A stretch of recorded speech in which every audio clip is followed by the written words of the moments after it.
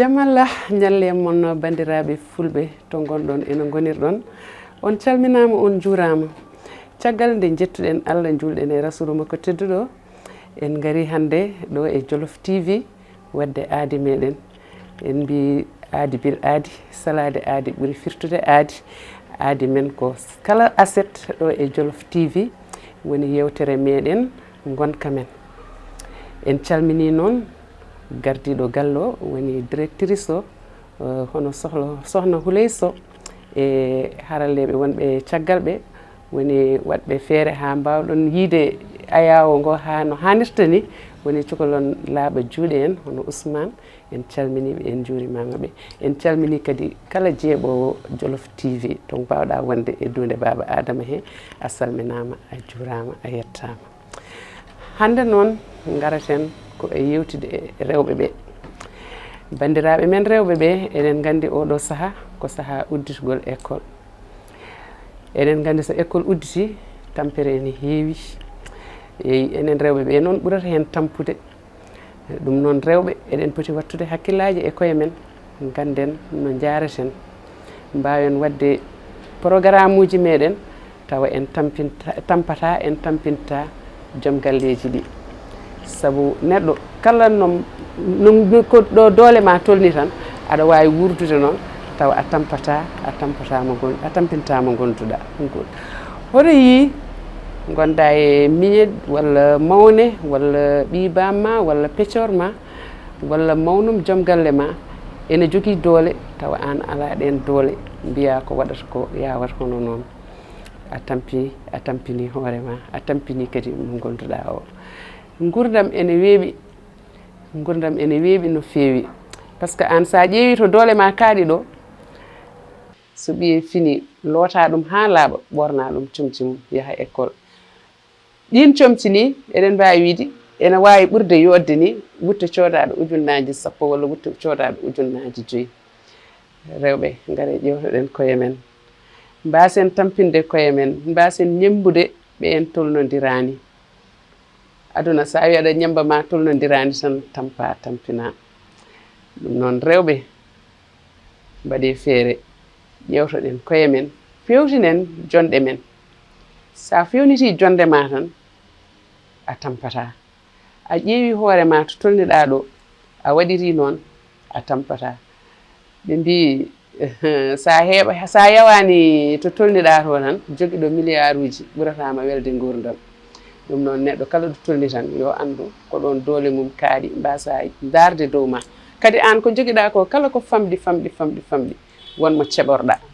wonmo ɓurɗa jogade hay sinno an ko temedere joguiɗa mayi mo ganduɗa jogui ko bujjoyi walla jogui ko bussappo on hande aɗa andi ko an seɓori ɗum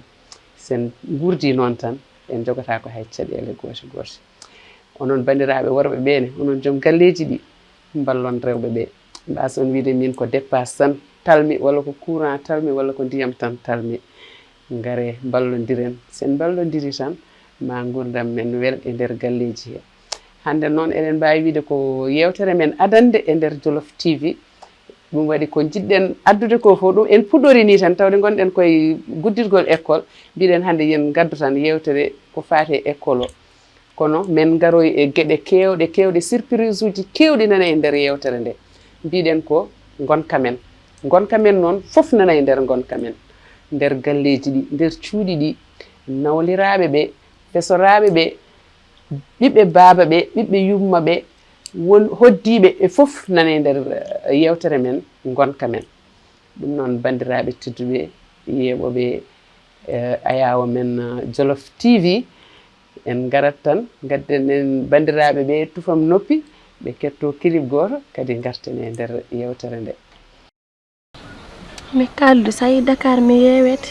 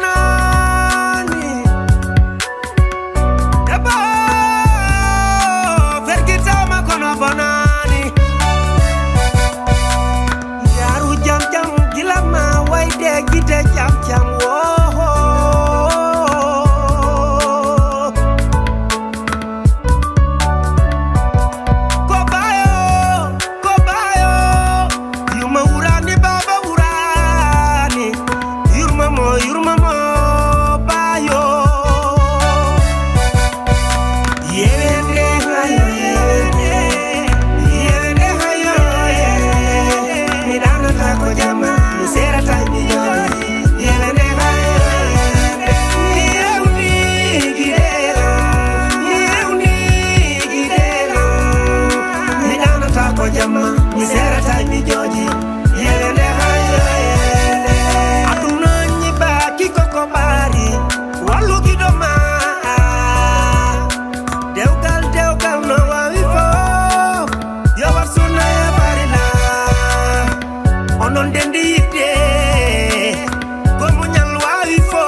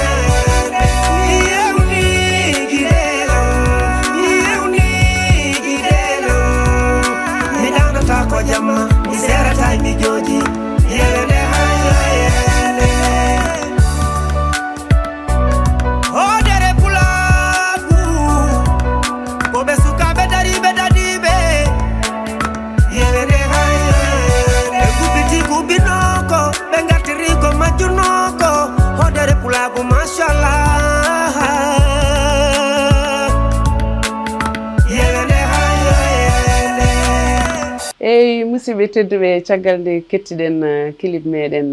walla nde jeɓɗen clip men Abdoul Camara cukalel laaɓa juuɗe machallah bawɗo ko waɗata ko machallah mbiɗa sikki bandiraɓe fof beltima hen no fewi no fewi no fewi mataw en gartat tan kadi e yewtere men gonka men haade men artude en calminat bandiraɓe meɗen yeeɓoɓe ɓe saabu ko kamɓe mbaɗi en joɗade ɗo henna ko nandi e kaw men Sidi Konté gonɗo to États-Unis d'Amérique kaw Ablaye Samba Sy gonɗo ɗo henna ɗo e Dakar e kaw men Moutar Alisi ko nandi e Dieynaba Dia yumma leñol en Mayram Sangot madame Joli Cœur kamɓe fof ɓe calminama ɓe juurama ɓe beltanama ɓe mbiyama kadi yoɓe mbattu hakkillaji mabɓe e émission meɗen mo mbatten ɗo e Jolof TV woni émission gonka meɗen e ha joni en gartat tan ɗo puɗɗorinoɗen ɗo woni rewɓe ɓe eɗen gandi gonkaji meɗen joni e nder galleji ɗi ene muusi no fewi no fewi no fewi par ce que en gondate galle worɓe men jiida yummay baba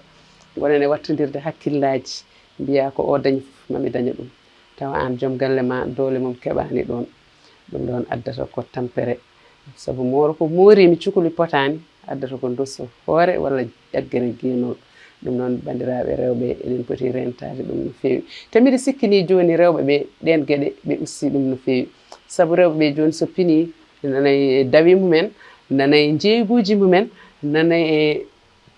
ko ɓamtata ɗumen mbiɗa sikki tan kala debbo hande kala debbo tan joguiɗo fulla e fayida hande nana dari darde kappat ene dari kala ɗo gorko fawi koyngal mum fawa ɗon koyngal ma sa wawa heɓtade gorko one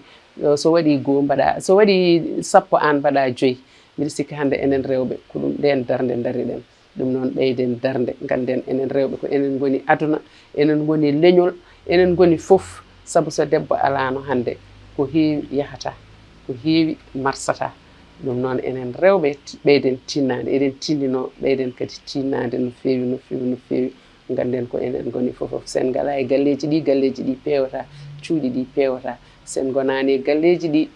haydara fewta ɓesguji men nehotako e bayata no poti wade alay saago enen rewɓe ganden ko enen goni fof ɓeyden darɗe men ganden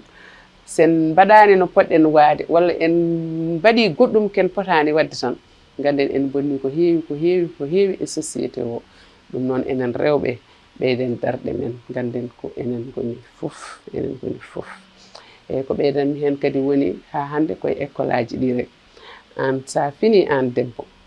loɗɗi e ha laaɓa ceer pour wi ɗum tan ya luuto e janggoya hadema lelade yaltinan ɗum comci mum pawana ɗum sa fini subaka gulnana ɗum ndiyam tawde koye dabbude faya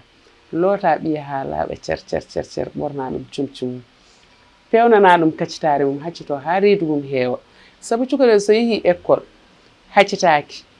kala ko wawi haalnede toon natata e hakkille mum sabu heeke hay mawɗo wawa muñde ɗum ala ko haali cukalel mbatten hakkillaji e sukaɓe ɓe ganden ko sukaɓe goni avenir janggo sen darima e ɓiɓɓe meɗen e tampanen ɓiɓɓe meɗen e jangdeli men e neediji men e fof mumen janggo e jaam kamɓe keɓɓitto en sabu mbi so doole donki ko doole keɓɓitto doole keɓɓittoɗe ɗe noon so rewnaka to foti rewde ɗo waɗiraka no foti waade ni janggo e jaam ma yit heɓɓitoma donka no heɓɓitorima ɗum noon bandiraɓe gartiren hakkillaji e koye men gusten e hakkillaji men tuuruji ɗi beccikaji ɗi piyon kon ngala hoore ngala laaci ganden enen sen mbaɗani no poɗɗen wadde tan galleji ɗi pewata société o fewata ɗum noon bandiraɓe gartiren hakkillaji e koye men e ɗon noon toon calminirten kadi ko nandi e Dieynaba Dia en calmininoma Aissata Wadde Kadja Wadde Houleye Wadde eɗen calminaɓe eɗen calmina kala jeeɓowo Jolof TV tan to mbawɗa wonde e aduna he a salminama a juurama a ñaganama Allah moƴƴere en mbi kadi bandiraɓe ɓe yoɓe mbatto hakkille no feewi e Jolof TV sabu ko sukaɓe dariɓe dadiɓe goni ɗo henna yiɗɓe pulaagu ngu yiɗɓe daranade leñol ngol yiɗɓe kadi daranade aduna o fof sabu ɗo henna fof nan ɗo kala ɗemgal ena haale ɗo ɗum noon yimɓeɓe yoɓe mbatto hakkillaji e sukaɓe dariɓe ene jiiɗi liggade ɓe mballa ɗumen ɓe darano ɗumen kadi ɓe jagga hen surtout yeeyoɓe ɓe e joguiɓe entreprise uji ɗi ɓe mbaɗa hen ɓe mbatta hen hakkillaji mabɓe ɓe mbaɗa hen doole mabɓe ɓe ganda ko kamɓe mbawi jaggude hen so ɓe jaggani hen émission ji ɗi e ko yiɗi waɗede ko foof yahata hay sa yiiɗi yahane a ala doole ɗenɗon doole foof hattan oɗon foof sa wallaka tan a yahata anani ɓe mbi doole liigu ko ndiyam ɗum noon ko onon goni ndiyam ɗam jaggon hen ɗum noon ha joni tan kadi eɗen mbawi kadi hokkude bandiraɓe ɓe tufam noppi ɓe keɗo clip Djiby Wadde Elage Djiby Wadde gorko mo Soureye Dunde o yimana en ɗo kadi o weltina en seeɗa bandiraɓe kadi garten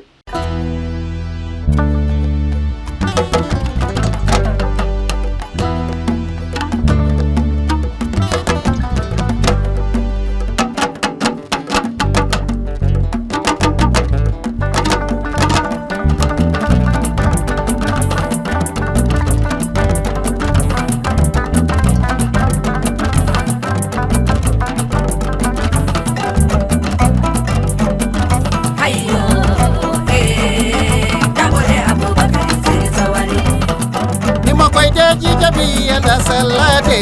pula pewdo salamalema ayo dagode Abubakar sawari oy Abubakar sobirin manjara pula pewdo salamalema ayo dagode Abubakar sawari abu mo ala salte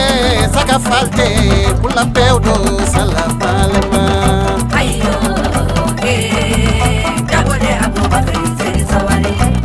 ayo Abubakar sok ngari Mariel saybobe ngari Mariel saybobe an pure jarini an pure walongo akure maje fo jabi kole bale mantinir Arabe jamaya lauma sa president Macky Sall ayo dagode Abubakar sawari ayo Abubakar sa Abu Dembe nay ari jambaro le ñon menani o jambaro mo hulata o jambaro mo dogata o jambaro mo fenata darani dale ñol fulbe bamtare leydi men anada be jamay ñalawma sabu kisal men bamtare leydi men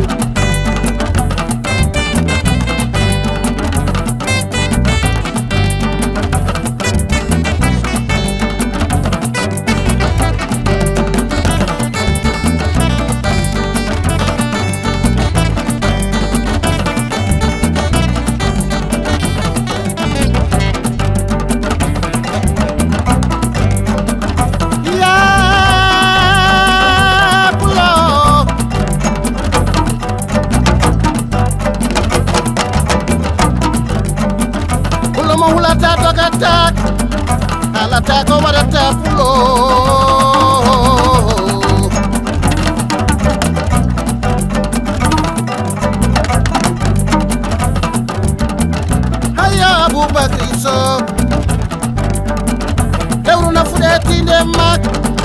ko dene ñaare balaɓe mak jarama monsieur le maire jew mak Habibata Sopulo kame Aïssata Ibrahima Boubou Diallo konto belel kelle dege futa yontaɓe nana mbaɗe tonto darde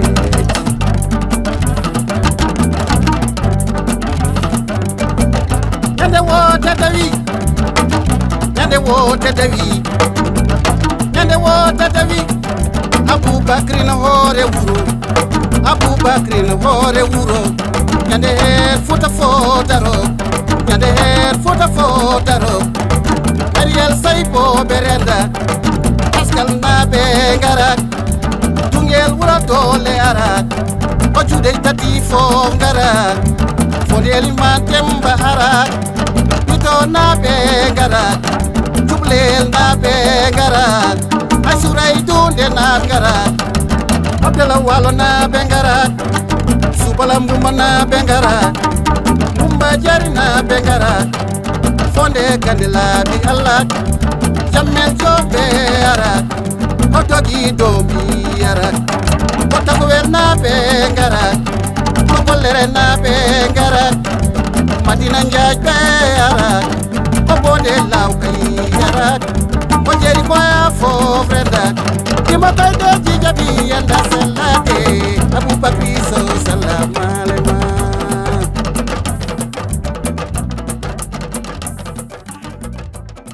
eyi caggal nde darɗen clip bani men gorko Elhadji Djiby Wade gorko mo Suroye Dunde gorko cubal baɗo ko weɗɗa nalanke ngana enen eɗen gandi Djiby Wade ko artiste mawɗo te eɗen gandi kadi ma men de invite ɗen mo ara ɗo hen e plateau o wadda e men e yewtere nde o weltina kadi bandiraɓe ha no hannirta ni machallah ha joni tan kadi en gartat e yewtere men Ngonka Mén ɗo e Jolof TV eyi en gummima e janggoygol ngol ha joni en gartat tan nde tawno ko rewɓe kañumen ɓuuri jeyde émission ha joni en gartat tan e nder galleji ɗi aɗa ande joni a wondate e peccorma e nder galle comme no mbirunomi ɗum nane ni mbiya aɗa watta e mum hakkille tawa worɓe moɗon potani liggeyaji mumen potani dañal mumen potani mbiya ko dañi foof ya dañ ɗum ɗon foof kadi addata ko caɗele sen ji noon eɗen jewtira ɗum ɗon eɗen gandi galleji ɗi ne mbaɗi caɗele no fewi no fewi e oɗo aduna mo gonɗen eɗen gandi Ngonka Mén galleji ɗi ene mbaɗi caɗele no fewi no fewi no fewi so haalama e so haalaka foof eɗen gandi galleji ɗi ne mbaɗi caɗele ɗum noon bandiraɓe gartiren hakkillaji e koye men ganden aduna ko seeɗa aduna kadi koko gasata ha laaɓa ha wi cer ɗum noon kala ko neɗɗo ene waɗa ene foti ƴewtade hakkille mum anda ko jam tan wattinta sabu sa woni e galle a wonirani ɗon jam a wonirani ɗon ko fewi ko ɓooyi juuti foof mon certoy te kala neɗɗo ene ñaagui Allah sene serta e gondiɗo muɗum to ɓe certata koye dow teddugal ɓe certa certigal jongal ɓe certa certugol bangol fayida ɗum noon eɗen ñaago bandiraɓe rewɓe ɓe ɓe mbatta hakkillaji ɓe gartira hakkillaji e koye mabɓe ɓe pewtina gondigal ngal e nder galleji ɗi sabu kala ko meeɗi tan salminde tan waynima kala ko yilli waynima aduna haydara ñiɓaki hen fof koko ɓennata koko gasata ha laaɓa ha yeccer ɗum ɗon noon eɗen jetta Allah eɗen jetta nelaɗo Allah eɗen jetta kadi nene e baaba wonɓe sababu gargol men e saare duniya ha mbawɗen joɗade ɗo eɗen beltina bandiraɓe ɓe eɗen calmina noon kala jeeɓowo ayawo Jolof TV eɗen gardina hen directrice o woni Houleye Sow eɗen calmina technicien ji meɗen ɗi no fewi no fewi kamɓe e caméraman uji ɗi kala ko fewi hen ko aɗan gandi ko kamɓe enen ken jooɗiɓe ɗo tan eɗen kaala kono kala ko fewi eɗen gandi ko wonɓe caggal ɓe pewni ɗon ɗum noon bandiraɓe mbatten hakkillaji e koye men en calmini ko wayno Isma Diawo Dia Tisi mo ganduɗa ko cukalel laaɓa juuɗe dariɗo kadi ene waɗa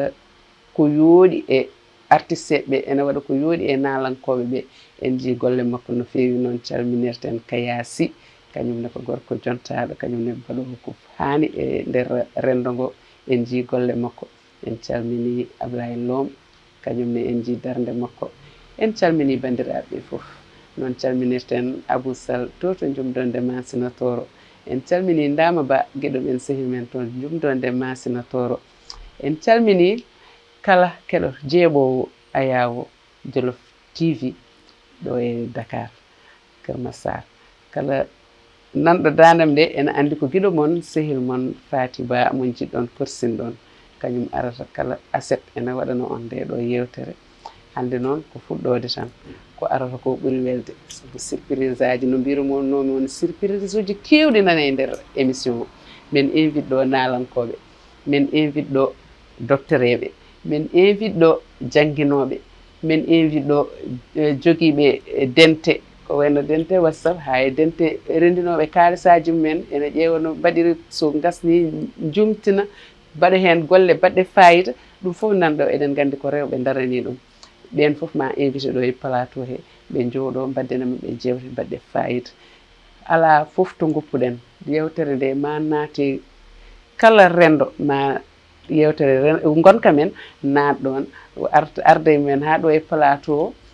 mbadden jewte mbaɗɗe fayida machallah hono no hannirta ni en calmini noon kala jeeɓowo Jolof TV no mbirumi ni kala jiɗɗo Fati Ba to gonɗa e no gonirɗa e to mbawɗa wonde e nder duunde Baba Adama he mi salminima mi juurimama mi weltanimama mi ñaganimama kadi Allah moƴƴere ha joni en gartat kadi e mataw e clip goto hono technicien men o addana en kadi ko wayno Baba Mal walla accawele kala hen ɓurɗo ɓattademo eyyi bandiraɓe noon hande ko ɗo mbaynortoɗen saabu eɗen gandi ko faye ngaari he ko heƴari e barme he ko ene heddi ha heewi sinno ko sago men ko ɗo tan jawɗotoɗen eɗen jewtana bandiraɓe eɗen beltina bandiraɓe kono ko weeli duumotako en kannat ɗo tan ha aset garowo so jeeyi ɗo ñaawi inchallahu rabbi ɗum noon wa ila liqa maratan ukhra fi amanillah.